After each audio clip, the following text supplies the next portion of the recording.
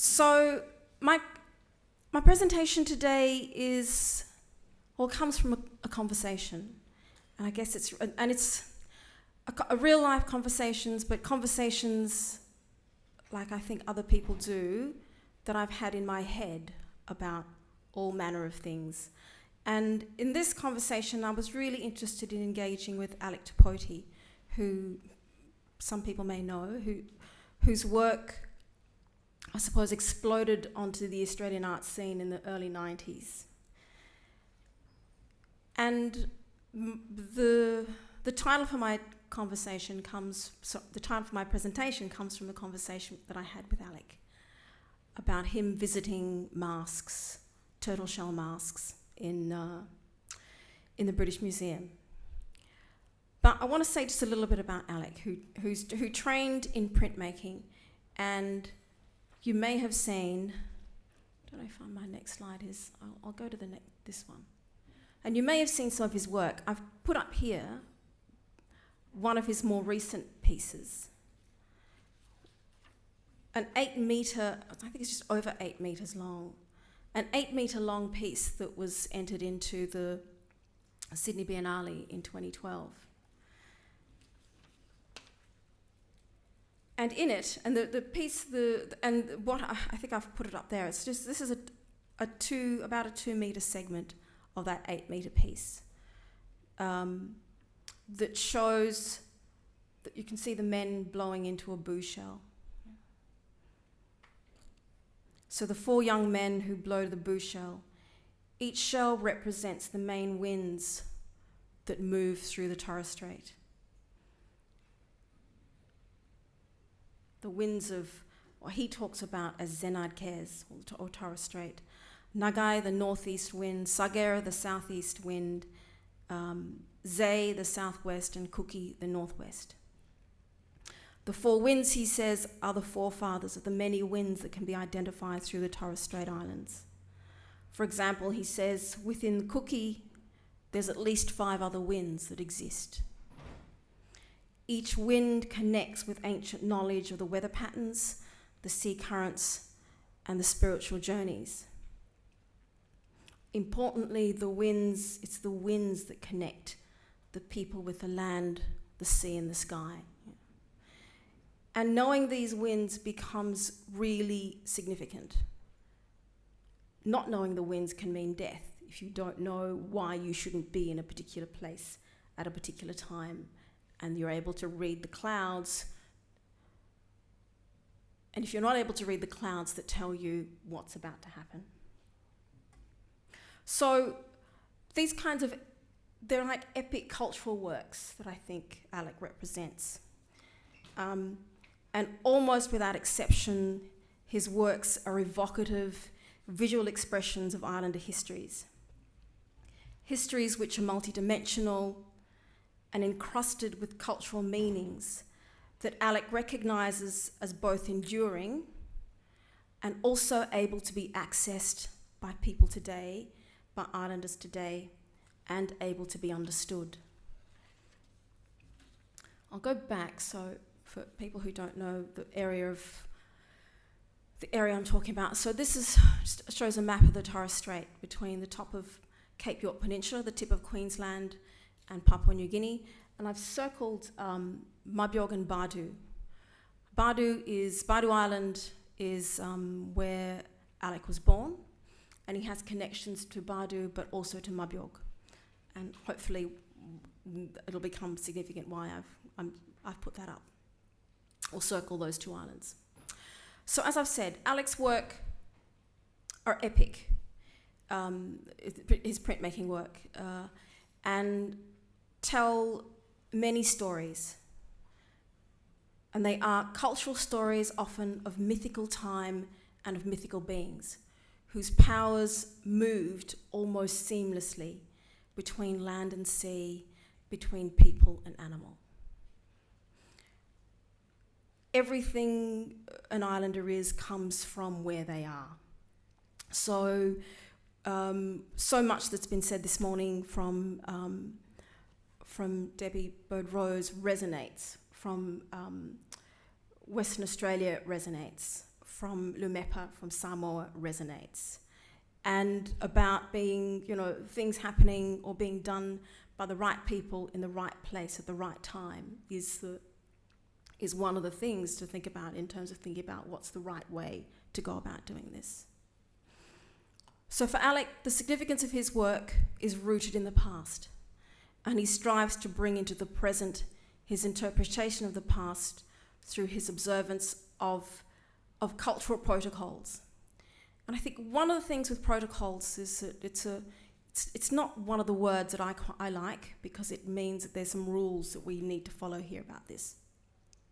But certainly for the Torres Strait, protocols, if you look deeply at the protocols that exist around anything, then they hold some important knowledge about the right and wrong way of doing things, particularly the right way of doing things. So it's important, I think, to think about, if there are these protocols in place, what do they say about the knowledge that is tied to this thing that we want to do?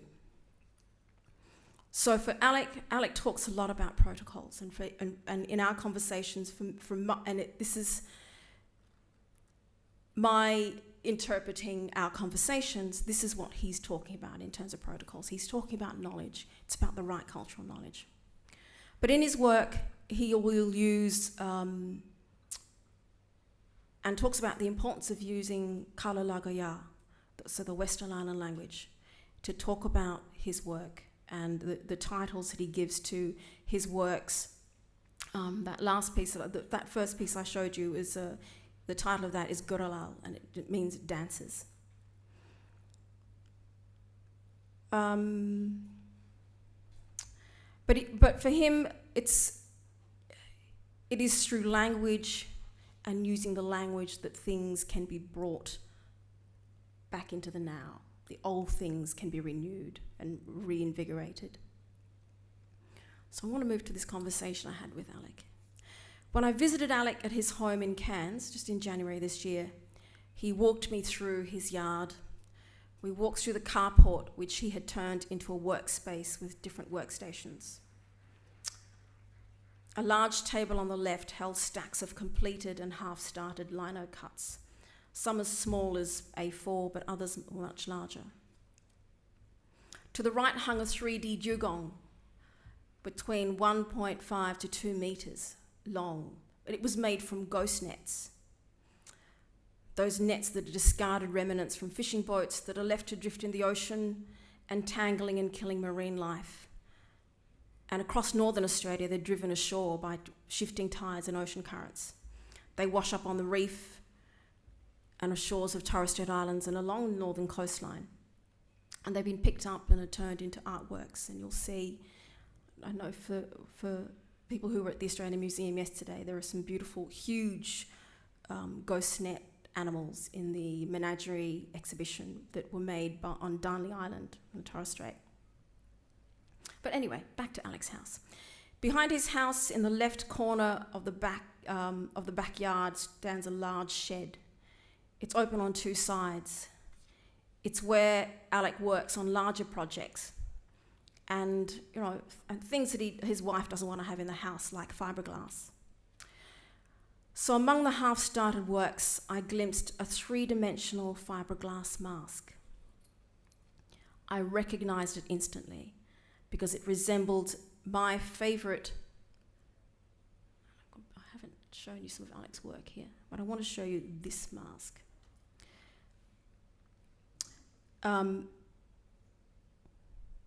So this is I recognized instantly. It resembles my favorite turtle shell mask, collected from Mabyog by a London Missionary Society missionary in the mid-1880s. I became so excited and fleetingly imagined that Alick and I had some kind of psychic connection. But this mask is the favourite of many people who look at, and when you look at some of these masks, you'll see why. Where I had chosen to write about the mask and look for its possible maker, which is one of the things I've been trying to do, Alick had chosen to replicate its form in fiberglass. And I don't have a photograph of Alick's fiberglass mask. It's a shovel nose ray. What's on top there is a shovel nose ray. Let's show that a little bit. So this is the mask that was collected by that was acquired by the British Museum in 1886. What I saw at Alec's place was a view from the back of just that top part of the mask. Yeah. And it was still that kind of resin fiberglass colour. He hadn't stained it. And I said to him, do you think I could photograph it? And he said, yes, when you come back. He said, I don't like to photograph things until they're stained. Yeah. So hopefully I'll get back there soon to photograph the mask.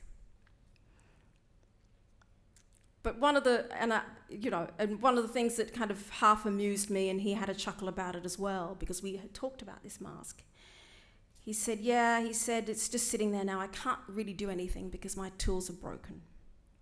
I need to get this stuff fixed.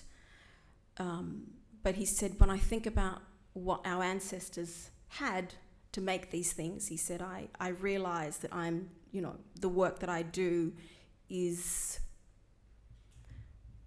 so much less than what people used to do with much less. So the failure of the vital electrical tool meant its making was on hold, and it sat in its support, incomplete, yet to me completely stunning. When we talked more about the work, he said it would be entered into a national art competition. And he had also sent a sketch of the work to the British Museum. And I like this kind of the pragmatism of Alick. And he said, I wanted to see if they were interested in buying the piece. He said, the 21st century brother of the mask they had acquired in 1886. And through careful staining and texturing, it will look and feel like turtle shell. So in thinking about my conversation with Alick, I started to think about how engaging with this material, and I've got another mask here that is also in the British Museum, that for both of us, engaging with these kinds of materials it's requisite for the work that we do. But we come from such different places, in many ways. Although we're both islanders, I'm from the eastern Torres Strait, Alec's from the west. He's an artist, I'm a struggling PhD student, a man, a woman, but our experiences and responses to meeting the masks in the British Museum were very different. Yeah. 5 minutes. Wow. So here I go to, I was thinking the research question that Anna was asked. So for me, in terms of doing research on this mask, a formal request was emailed by my supervisor to relevant curators. On arriving at the storage site, I was signed in by an assistant curator. This is in London. I entered the research room where the central table and the tables surrounding the edge of the room held boxes containing, and I had asked for anything made of turtle shell that had been collected from the Torres Strait. So, with my white cotton gloves on, a la Michael Jackson, measuring tape, pencil, notepad and camera, I then spent 3 days measuring, sketching, describing and photographing every single item. I was anal.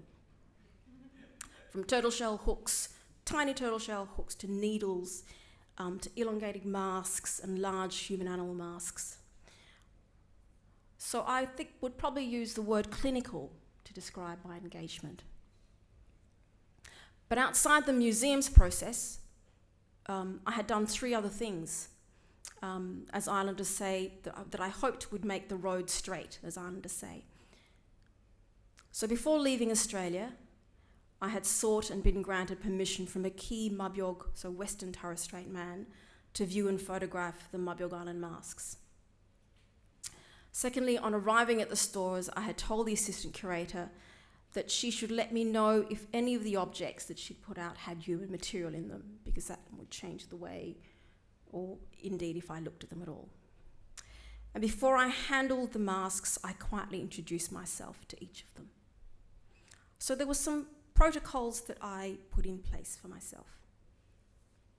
So those 3 days, there were lots of turtle shell things, but I recorded 21 turtle shell masks the smallest about the size of the face of an 8-year-old child, the largest a 3-dimensional crocodile that measured over 2 meters long. It was like 213 centimeters long. 6 of the masks had been collected from Mabiog Island in the Western Torres Strait, 3 from the Eastern Islands, 4 from the Central Islands, and 7 had no origin details. So, what was it like for Alick? About his own venture into mask making, Alick said he had waited 10 years before he started working on masks, and he chose to work particularly in fiberglass. Largely for commercial reasons. He said, I can't sell turtle shell. I'm an artist as it is, a struggling artist. Why would I make something in turtle shell that I can't sell? I need to feed my family. 2 minutes. So, when Alick got to London, he put on his suit, he said. I brought a suit especially. I had to show respect for when I was going to meet these masks. And in many ways, Alick could have said for when I was going to meet these men, because that's certainly the attitude that he had. When he arrived, he said, I wasn't told they were all in the same room. The door to the research room was open, and I could see some of them. When I walked in, he said, my body felt strange. There were so many from Eastern, Central, Western Torres Strait. They were all together in one room. One explanation for his reaction might be that Alick's totemic affiliations are to the Western Torres Strait, primarily Badu and Mabiog, which means he ought to have been taken through the right protocol to meet the Eastern Island and Central Island masks, and this should be done by an appropriate person. His totemic affiliations also mean he may have particular responsibilities and should observe particular protocols. Some of the Mabiog Island masks include representations of Alick's primary totem, the crocodile, and Alick was deeply aware he should introduce himself to the crocodile masks in the right way. The large and fragile 3-dimensional turtle shell mask of over 2 meters long had remained in its box on the storage shelf. To introduce himself to this mask, Alick said, I asked the curator to tell me which bay the crocodile was stored, and I asked her to wait behind me. She must have thought I was strange, she said, because I lay down on the floor and I crawled to meet the crocodile as if I were a crocodile too. Jackie, I like to think that you would have been behind Alick and crawling too like a crocodile. He said, the crocodile is my totem. This is the only way I should meet this crocodile. So, since I've met with Alick in January, and I'll be up in Cairns again in the next few months, I've thought about how very different our experiences of the very same objects were. And for me, think that perhaps maybe they reveal different things about who we are, different things about our upbringing and how we engage with this material. I was born and raised on the Queensland mainland and didn't get into the Torres Strait until I was in my 20s. Alick was born on Badu Island and travels there frequently. He returns regularly, he participates in dugong and turtle management meetings, in native title holder discussions. He works with artists at the Badu Art Centre. He visits his family, he discusses ideas, he writes songs and new choreography. Alick has found a way of being both in place and also being able to hold on to being in place when he's not in place. My visits are largely research related. Intermingle with family time, and if I'm lucky, my research visits might coincide with family or other cultural activities. So our different experiences have given me much to think about and many more questions to ask Alick when I next see him.